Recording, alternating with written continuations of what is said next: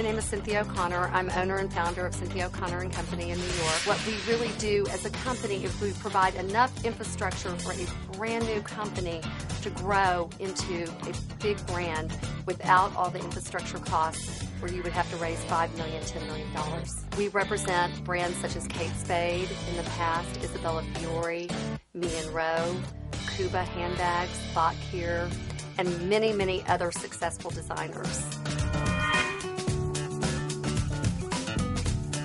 I spent my entire life in fashion. I grew up loving fashion, working in fashion. I mean, I remember my mom telling a story when I was 4 years old. You know, whatever dress she picked out for me wasn't the right one. I had a vision in my mind, what I wanted to look like, how I wanted to dress, and I worked my whole life to be in the fashion industry.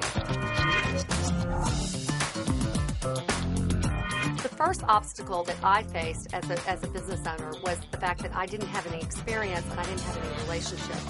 So I really promoted myself through the press, and I was lucky enough to get an article in Women's Wear Daily. And through time, I was able to build. But that was probably the single hardest thing, is getting the relationship. Of course, after September 11th, we really took a hit. It was very, very tough. And it took me a couple of years to really get back into the game.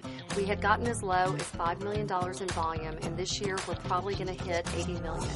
So there is something to be said for, even if you hit a lull, you can get back on your game.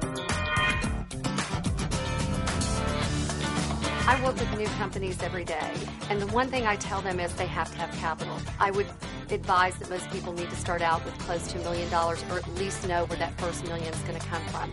My advice is to get 3 to 4 partners that can add value into a company. For instance, if you're a creative person and a designer, you and a partner can be the creative team.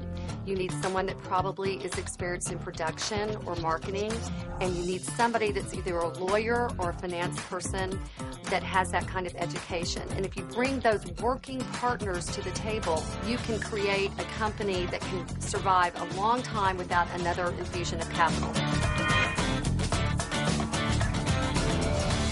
The major thing I see as a pitfall from almost every company is they don't do enough research before they start. So my advice would be, do your research. Find out where your product fits into the marketplace before you invest a lot of money into it. And really know what you're getting into before you open your brand and you spend a lot of money. You really have to educate yourself.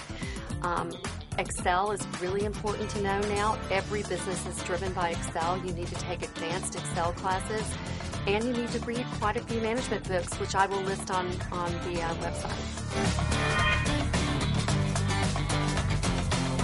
I think the real secret to my success is one thing: I don't have any fear. It doesn't mean that I'm reckless. It doesn't mean that I don't sit back and worry about things, but I'm not fearful. I could go back tomorrow to nothing and rebuild and be fine. And I really think that that is the one component to a really successful business, is not having the fear. For more success stories, log on to fncimag.com.